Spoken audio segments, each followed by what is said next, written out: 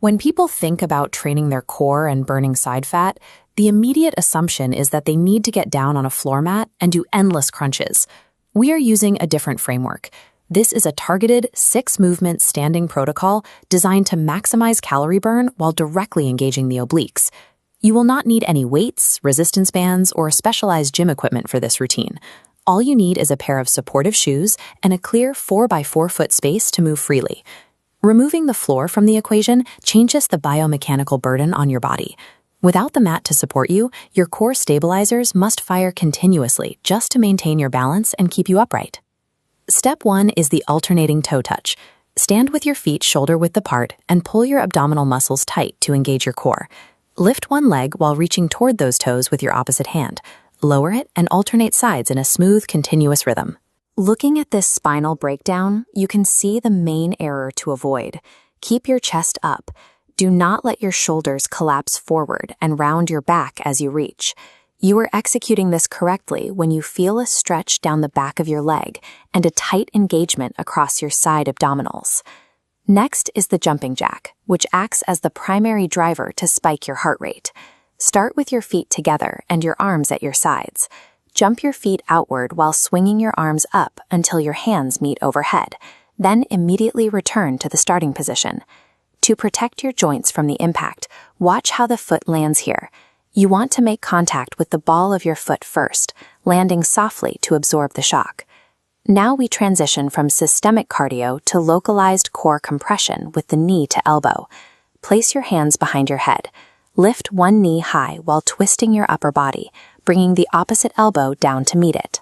This diagram illustrates what is happening inside the torso. As you twist downward, that lateral compression isolates the obliques, causing the side abdominal wall to contract heavily. These first 3 movements elevate your baseline heart rate while establishing the stability required for dynamic upright motion. We build on that momentum with the cross-body elbow to knee. The stance is the same, but you will be increasing the rotational depth. Notice the centerline graphic here.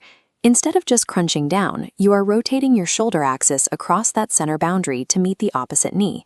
Avoid pulling forward on the back of your neck. This strains your cervical spine and stops your core from doing the work. We move to the squat ground touch, a hybrid movement that integrates lower body strength with core balance. In the skeletal view, watch the descent. You are reaching for the ground by dropping your hips straight downward, not by bending your spine forward at the waist. Once your fingertips tap the floor, drive through your heels to return to a standing position.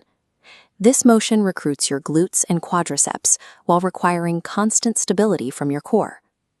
The final movement in the circuit is standing high knees, which provides the peak metabolic output of the session. Run in place, pulling your knees high into your chest. Drive them upward rapidly, alternating legs with explosive force. As fatigue builds, you may feel the tendency to lean backward. Keep your abdominal wall tight to stay perfectly upright. This explosive action targets the lower abdominal wall while testing your endurance limits.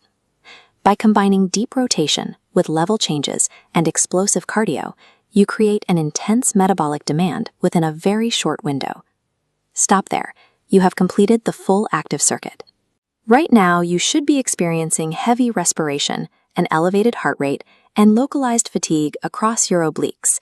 This combination of muscle fatigue and caloric burn was achieved entirely in a vertical plane. Take a moment to recover. Hydrate and use slow, controlled breaths to lower your heart rate back to a normal rhythm.